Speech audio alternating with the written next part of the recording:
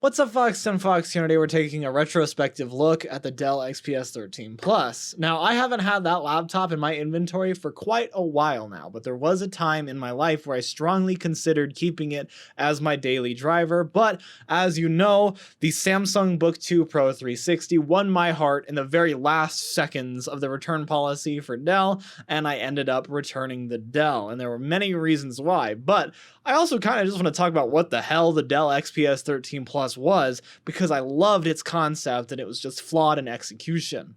On paper, the Dell XPS 13 Plus was a fantastic machine. You could get it with up to an i7 1280p, 14 cores and 20 threads up to 4.8 gigahertz. It came with Intel Iris Xe graphics, which although they aren't the most impressive thing in the world, this wasn't a gaming machine. Even still, an i7 1280p would be perfect paired with like up to an RTX 3080, and I would love to see a gaming laptop like that.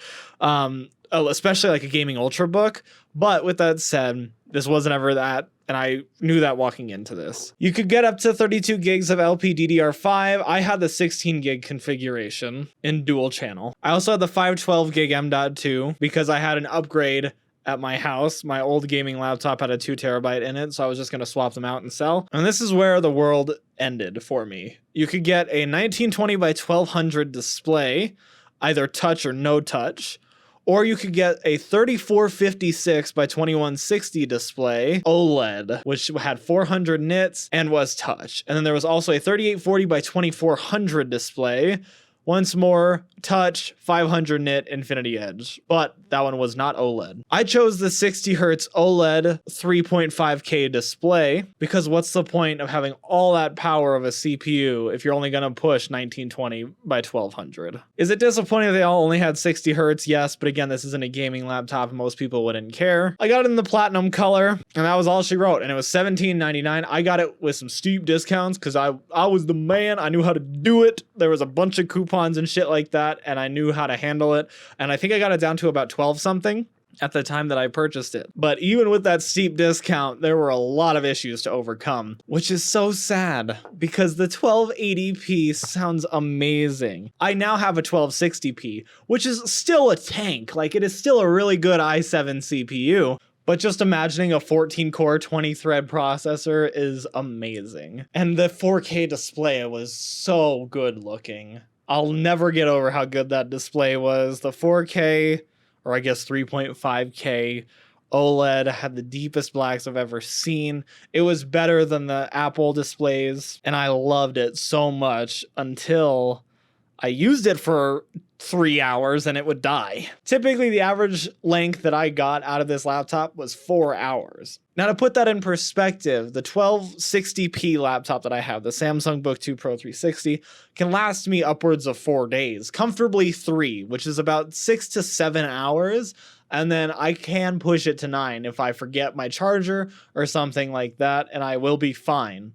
Granted, I don't do a whole lot of heavy workloads on it, but I also didn't do a whole lot of heavy workloads on the XPS 13 Plus when it would die in 4 hours. If I was doing something heavier, it would take about an hour and a half to die, which is not enough for a college student who needs to go to classes. And that's why I ended up giving it up. But what the hell was the Dell XPS 13 Plus, and why was I so attracted to it that I was willing to overlook the 4-hour battery life if it was good enough? First off, we can't just not talk about the exterior. I already talked about why I love the interior so much. The 1280p is fantastic. 16 gigs of DDR5 memory was awesome at 5200 megahertz. Iris Xe graphics were a lot better than any other integrated graphics, so I knew I could play video games on it. And of course, the screen. The screen was so beautiful. But on top of that, it was also a piece of art. I've never seen a laptop look more artistic in my life. And, you know, Apple has it down, but they've become so mass manufactured and they've had the same chassis for God knows how long that it's kind of become stale. And the Dell XPS 13 Plus was the first laptop I've seen in a long time that didn't feel like a bog standard Windows machine. Having no touchpad was awesome. You get used to it so fast. And even though it doesn't really do anything, it had fantastic haptic feedback, and it felt like you were clicking buttons that weren't there, which was awesome. And you could easily tell where the boundaries were. I never got uncomfortable or off the side of the laptop because I knew generally where it was. It was very easy to use. The keyboard was okay. It wasn't a strong suit, but it also wasn't bad either. I'd give it like a B+. It was a standard sort of like pseudo-mechanical membrane keyboard, and it was fine. The speakers were great on it for being a 13-inch machine. It's not going to compete with Apple or anything like that, but it was good enough. And it really felt like a thing of the future, which was awesome. I loved it so much. But unfortunately, the 4 hours of battery life just were too much for me. But with that said, what I want to see in the future from Dell is this XPS 13 Plus form factor done right. Now, obviously the 4K display with 2 batteries, so if you wanted to drop it down to 2560 by 1600, I think that would be perfectly fine. It would still be beautiful 16 by 10. Make sure it's OLED, because OLED is the only way I'm going to be buying laptops in the future. And keep the look. And I think that another thing that could really work is extending the battery life, because y'all need to fix that.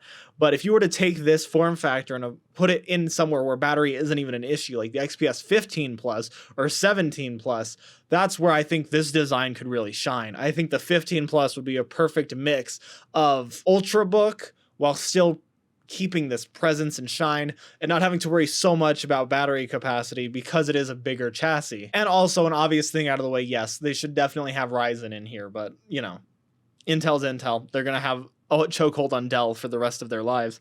And that's okay. I don't mind Intel CPUs and laptops. I just know that battery efficiency is a lot better from AMD's side. With that said, I think that the 1240p to 1280p, the P series of processors, which sounds so dumb, are fantastic. I think that if Intel continues this thread and continues to optimize battery efficiency in this performance section of CPUs, it has a competitor with Ultrabooks with Ryzen's in them. And that's really the only place where Intel is going to be able to start clawing back victory points against AMD in terms of the laptop categories. But that was a retrospect on the Dell XPS 13 Plus. If you liked it, like, subscribe, do what you usually do, and as always, buy yourself something nice.